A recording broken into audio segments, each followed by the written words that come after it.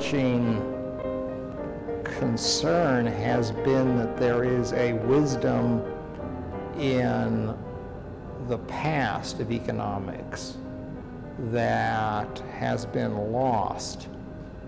And so that we were at a conference last year when one of the great historians of monetary theory made the point that the greatest monetary theory has been done in crises. And so if we forget the history of economics, we don't do history of economics, we lose our institutional memory of how to handle crises. And so I think there's a great problem of forgetting the past because we forget what kind of problems we're going to come into, what kind of solutions may or may not be appropriate for the problems. And so we've been concerned that the incentives of professional economists are not consistent with doing history of economics at a department, on a department basis. And so that, and it's, as a matter of institutional fact, if you don't have a workshop in history of economics, or if you don't have a workshop in an economics subfield, then you don't have a subfield, because there's no real way of getting new stuff, doing productive work. That's certainly what is important about this conference, that economics today has obviously not too much to say about the crisis. So I think the benefit of such a conference as we have it here is that we look back at some older theories, or theories of people who are not living anymore. So it might be that we get a more unconventional look at what is happening at the crisis. Because if you ask a mathematical economist at an Ivy League school, he might have a different answer than we do. So that's, I think, what this conference is specifically contributing. I mean, the large potential about this conference is that one explores ideas from the history of economic thought with respect to leaders in economics and with respect to their answers to reasons of crisis in the past. And this is exactly what we need, because our modern contemporary economists are somewhat speakless and about the reasons of the crisis, and therefore it makes really much sense to explore the history of economic thought with respect to leadership in economics. One of the great advantages of Chicago for years and years and years was they had the greatest workshops. So how do you have a workshop in history of economics if you don't have a department to base a workshop on? What we've done, and a lot of this is Sandy's idea, is that we have developed a workshop based on a network. And so we have people from all over the world come to Richmond and give papers, and their papers are workshop type papers. They're 90 minutes, more or less.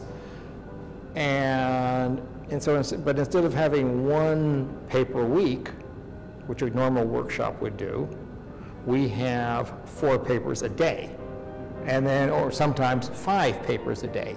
And so we do this for 4 days. This year we have 4 days, and so we have 4 days with 4 or 5 papers a day, and at the end of the meeting we're basket cases. And so that we can take a year's work of work,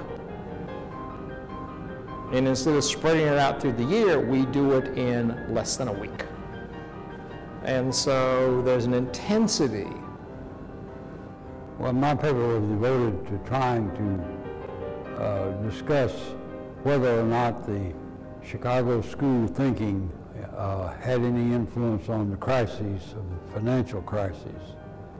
And my paper was devoted to separating what I call the old and the new Chicago school.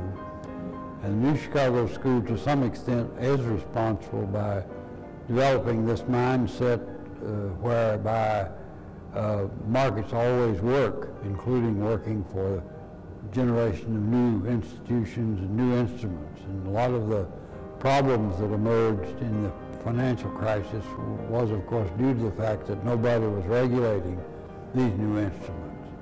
And so that was essentially my summary. It is particularly fortuitous today that I had to follow, as I said, follow Jim Buchanan, because in some sense, you know, Chicago was one of the centers. He was there. I was speaking on Don Patinkin, and then at breakfast I asked him, I said, did you overlap with Don Patinkin? Of course he did, and so on, so on. So in a sense, I bring an outsider's vocabulary into this community, and a vocabulary to which they are not alien. Sometimes if it's too much of an outsider, then they can't understand what the outsider is talking to. But I can speak, I would like to believe, in their vernacular. And so in a sense, the next 4 days, this is going to be the role. And so today after my talk, Marcel Baumans, who's one of the distinguished senior members of the community today, began to raise questions on the languages of mathematics and so on. And so in a sense, he is a historian of thought, a real historian of thought, and then we could relate to this. And so it's this, if you like, it's this insider-outsider. There is a commitment to the view that everybody's ideas matter. And that what matters is ideas, not the people, the person expressing those ideas.